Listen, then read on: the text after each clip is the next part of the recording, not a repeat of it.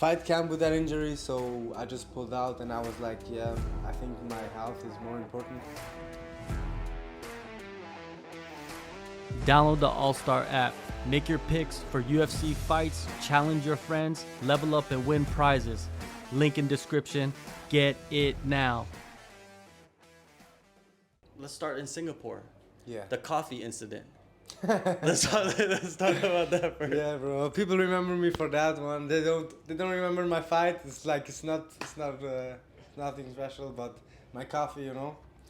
And yeah, that was funny because I won my fight, and then I went back, you know, to grab some food and some coffee for my team, and then they were like, yeah, I hide behind the curtain, you know, there, and then we were talking behind there. I was talking to some chick, and then the other guys went out when we could, you know, but I was still there. Like I went back 1 minute later, and then I came out. And I look at the camera, and the guy behind the camera says, "Oh, go away, go away, go away!" And I'm like, "What the fuck?" I go away, and yeah, man. And then that's how I got famous. That's how you got famous, right? For real. Yeah. Did anybody get angry at you about that? No. Nobody was like. Even the people from one, they were like, "That was funny," you know. Yeah. It was Like funny. the whole crowd was laughing, you know. Yeah. And I just get a message from my coach. Yo, you're famous. Everybody was laughing at you behind stage. I'm like, what the fuck? That was good. That was funny, good. You know, because that event was kind of serious. You know, what I mean, there was a lot of things going on in Singapore that weren't happy things. You know, so yeah, true. Like this stuff with Angela Lee and stuff. You know, with her sister. That's pretty hard. But yeah. Yeah, it was an interesting night. Let's talk about the fight though.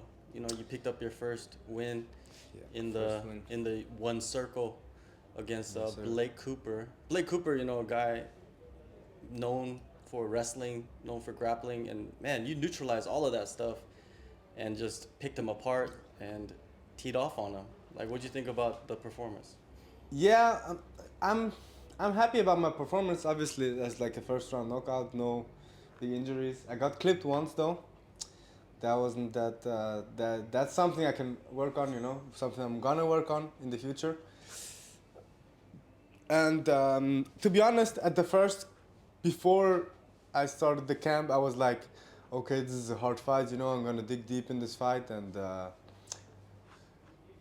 train hard as I possibly can, and like I train hard as possibly can for every fight. But yeah, I was like, okay, this guy is like he's Ray Cooper's brother, you know, and he's a good wrestler. So I really took him serious, you know. But I knew I trained with some good guys, you know. I trained with Phil Haas, UFC fighter. I trained with world class wrestlers, and I wouldn't say like I never got taken down, but I knew I was really good at getting back up and not getting taken down. And even if people take me down and keep me down, I'm never gonna stop, you know? I'm just never gonna stop. Even then it would be just a 15-minute scramble, you know? So I was really confident in my abilities to anti-grapple and anti-wrestle. And that's why I jumped the flying triangle, you know? You know, I'm a risky guy. I like to take risks, you know. I like spins. I like fun stuff in the fight. But yeah, I try to keep it balanced, you know, not overdo it. My first fight in one was not really a good display of that, but I'm working on it, and I got calmer, and yeah, felt good. Felt good to get my first win in one championship.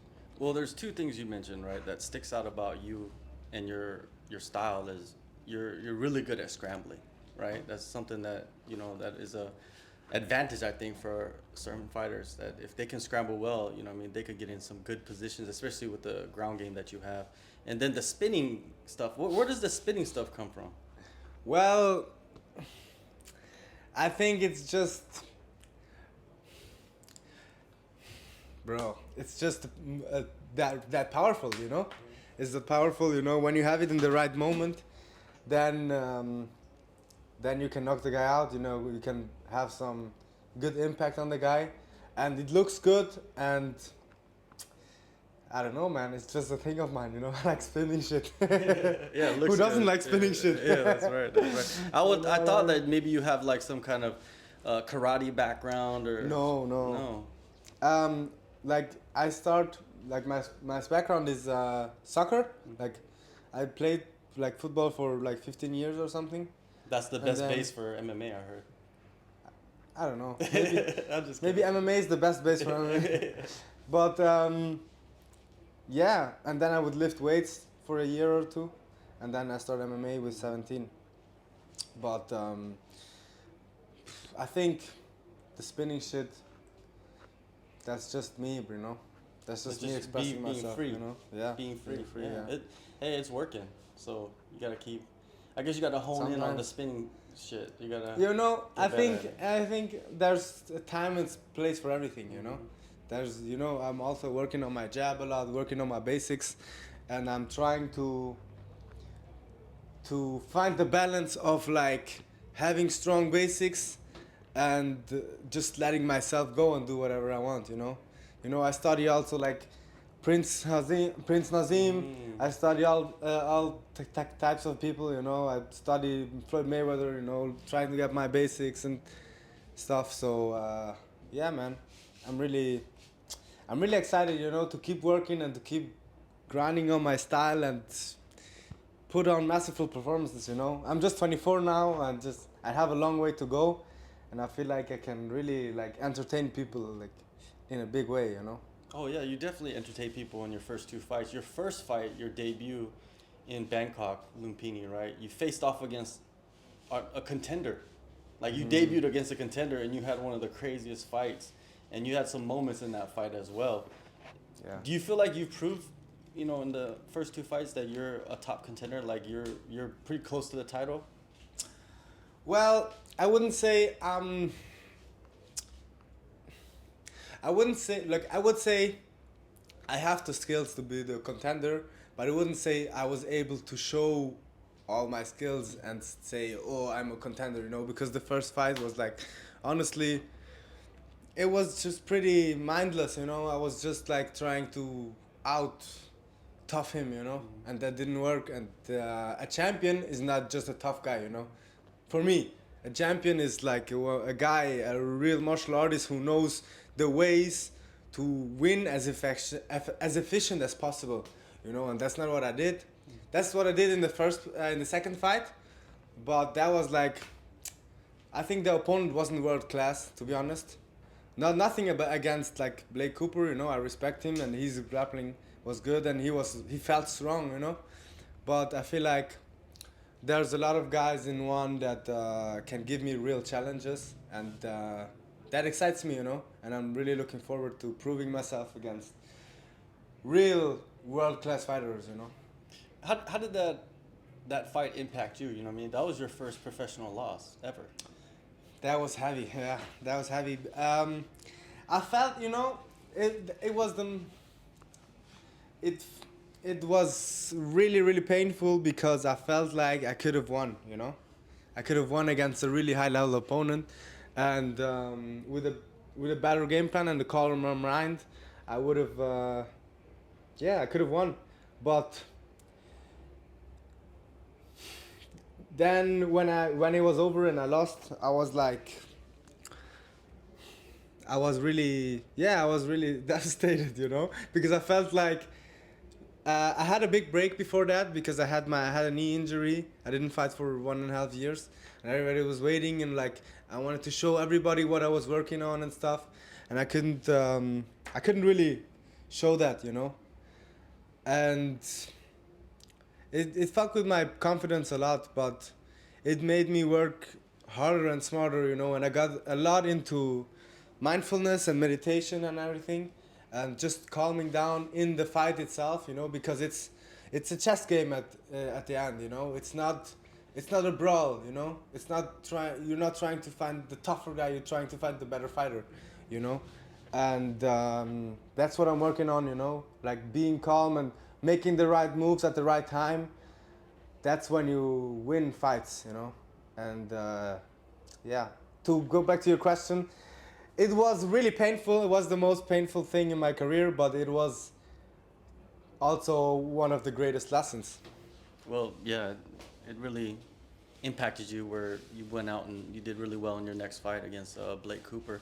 I think a lot of people thought that that fight would have been more competitive, way more competitive, but it wasn't. And you know, you see that sometimes in MMA where you feel like a matchup is really going to be really competitive, and one guy goes in there and just blows the other dude out the water. So congratulations on that. Now, you're born in Switzerland. You're raised in Switzerland as well. Yeah. Talk Born and about raised. your lifestyle growing up in Switzerland. I'm pretty sure a lot of people are interested in, you know. Yeah. Switzerland. Yeah. Yeah, Switzerland is more known for their mountains and chocolate and stuff, right? So, I feel like, growing up in Switzerland is good. You have everything. You have a good school system. You have good people, good food. But I feel like growing up in Switzerland I think growing up in Switzerland gave me like a lot of structure, structure, like everything is cleared, everything, the train comes on time, if the train comes 30 seconds late, people are like looking at the road, they get nervous, and everything is on point, and quality is a big thing in the culture, for everything. And that's probably also something I got from the Swiss culture. Yeah, I think that's that. Training is good. Training is like my training in Switzerland is. I have my team there, my old team. I trained 5 years with them, and I grow with them with my coach. Shout out to Benjamin Brander.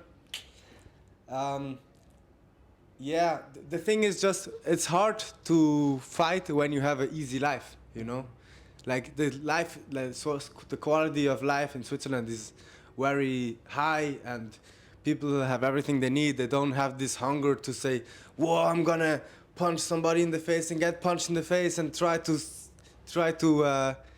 make it like that," because it's there's much more opportunities to have a easier life and have a good life like that. So the focus is not on fighting that much, Then why did you focus on fighting? I'm just different. Well, I just love fighting, and I was working other jobs and stuff, and I never liked anything else, and I didn't mind the pain and didn't mind like the hard sessions. And I found that like I was doing like amateur fights, and I got recognition, and then I was more motivated and train more and say, okay, I can do this, And at the same time, I was like, if you do it 100%, You shouldn't half-ass it, I think, because in this sport you can get hurt, and you can get in, like a lot of fighters, they get into this sport, they fight for a couple of years, and then at the end of their careers, they're broken, their body is broken, maybe their brain is broken, and they have no other skills, and they're standing in front of nothing, And I never wanted to be that guy, so I just went all in. And moving to Phuket, Yeah. how did you make that decision? You got here 10 months ago, and really nobody really knew who you were until you made your one debut, especially in Asia. Talk about the transition.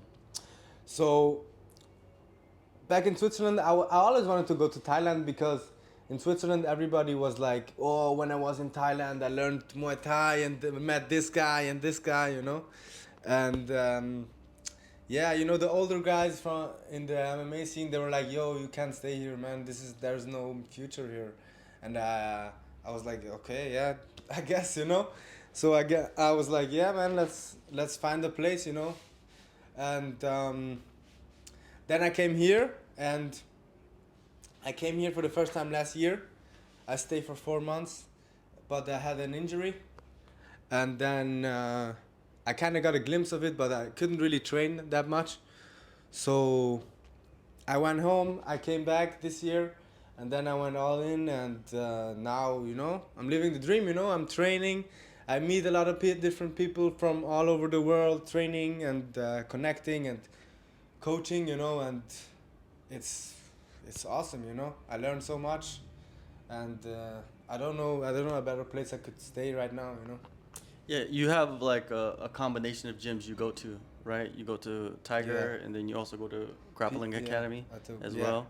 That's how did you end up with that combination? Like, did you go to Tiger first, or did you go to the GPA first? What happened? So, I went to Tiger Muay Thai first because that's what everybody knows. You know, I didn't know anything here, so I train here. I train here in Tiger, and then I train in Tiger with Ben Royal. We had like a private session with a couple fighters, and I rolled with him, and he was like 15 kilos lighter or 20 kilos lighter, and he just smashed me, you know. He just took my back in 20 seconds and trapped my arm, and I was like, what the fuck is happening, you know. I didn't know. I never rolled with anybody like that, and I was like, just like, okay, there's levels to this, you know. And then I talked to him. I was like, yo, I want to train with you, and he was like, yeah, let's do it. Let's go train. And he saw my potential as well, and now he's my grappling coach, and we work really closely together, and I really learned a lot with him. And yeah, that was like, he was like a big part of my growth this year, and I can't wait to show it. Can't wait to show it now. Yeah, and Ben, if you don't know him, he's, you know, one of the best on the island, one of the best in Asia. He just fought recently and had a crazy fight. Striking looked pretty good, man. Yeah. He's developing really well, right? And go to his gym, PGA. Phuket Grappling Academy. Yeah, in if you want Chalong, Rawai. If you want some lessons, you know, if you want some education, grappling. Yeah, some education. So Tiger is mostly for like the MMA side of everything. Yeah, MMA side, wrestling, sparring. Yeah, striking. That's good. I have a good boxing coach there. Shout out to Alexei. And yeah, in Tiger you meet a lot of good fighters. You know, you have good rounds. You know, from everywhere, from Kazakhstan, from Russia, from America. You have UFC fighters, Bellator, PFL. There's no shortage of sparring partners there, and yeah, that's what I'm grateful for as well, you know, because iron sharpens iron, right? So yeah, we have some great rounds there. Yeah. You guys are developing like the next wave of fighters at Tiger. There was like a wave, like maybe the past 10 years. Now there's a new wave coming in, prospects. So yeah, 100%. It's good to see, man. So there was a rumored fight for you coming up in January. It wasn't. I don't think it was officially announced. I'm not for sure, but I did see a poster. Is that fight true, or what's going on with it? So I was scheduled to fight January 13th. Yeah. But before the camp, I had an injury, and I couldn't train with that injury. I couldn't have a proper fight camp with that injury, so I just pulled out, and I was like, yeah, I think my health is more important, and I have time, you know. I'm just 24, and I don't need to rush into a fight where I know I need everything I can get, you know, because it's a good opponent, and I have to respect him, and yeah, but I will be back, you know. I can't wait, you know. It was a hard decision, you know, to pull out of the fight because it was a good opportunity. But sometimes you just need to be patient, you know. Yeah. Did you make the decision, or did you talk to your coaches? And yeah, I talked to my coaches, I talked to my friends and family, and but at the end of the day, I made the decision, you know. Like I have to make the decision. Like I can't tell nobody to decide for me, you know. I'm my own man. So what are you gonna do? You just gonna continue to train around the injury, or do you plan on going back home? Yeah, I train around. I always train around injuries. You know, we have always injuries in MMA, you know, in fighting, and you just gotta cope with it. You know, just adapt it. You know, that's part of becoming successful, right? Yeah. And you're in the lightweight division, probably the best division in MMA for one championship, along featherweight probably as well. Christian Lee should be coming back next year in 2024. How do you think that will impact the division? Well, Christian Lee is like one of the best guys, you know. He's like worldwide. He's like the Asian John Jones, man. He's like crazy pace, good on the striking, good on the ground, you know. And I respect him a lot. I think he's has great star potential, you know, to have even more hype than he has right now. And he's good for the division, you know, because the division needs to move on, and there's good contenders. There's a lot of guys that are hungry for the title as well, you know. And I think he should come back. Yeah, I'm looking forward to seeing his next fight, you know. Who do you think should fight him though? There's a couple options, right? I think I think his biggest challenge would be Zaid Isakhmaev. He's a Russian dude, really strong wrestler, and has good hands as well, you know. He knocked out Shinya Aoki, and I think I would like to watch this fight, you know. He's also hungry, and I think that would be the hardest challenge for him. Sagid, yeah. You're talking about Sagid? Sagid. I don't think he's with one championship anymore. Oh, yeah? Yeah, I think he's free agent now. Oh, I didn't know. Just recently, yeah. I think he posted something on Instagram saying that he's not. It's weird, right? Like why would he not be under contract? He's like the #1 contender, like you said. It's the interesting fight. 100%. Hopefully they re-sign him. You know what I mean? And then he fights them. What about you? Like, what are some of the matchups that you're looking forward to? Right now, I just want to get another fight. You know, I don't care, but eventually, I want to fight SAGE NORTHCUTT. SAGE NORTHCUTT is the man. I want to fuck him up, you know. Hit him with some spinning shit. He'll have his spinning shit too. Yeah, right? yeah, that's why. You know, and then I want a rematch with Halil Amir. You know, my first loss in one. And then I want the title. That's my goal. That's my plan. What do you think? You think SAGE beats Shinya Aoki? I think so. I think Shinya is good, but he's past his prime now, and I think it's good for him to retire and go off into the sunset. You know, it's not smart to keep fighting like a maniac. You know, it's a young man's sport. So, a good scenario for you would be Shinya goes and beats, or SAGE beats Shinya, and then he fights you. Yeah. Next. Yeah. All right. Sounds like a plan, man. You'll be ready by then, you know what I mean? 100%. Yeah, you'll be ready by then, right? 100%, yeah. All right, Maurice, thank you, man, so much for the time. And yeah, we'll be having many chats, hitting me up, man. For sure. Yeah, man.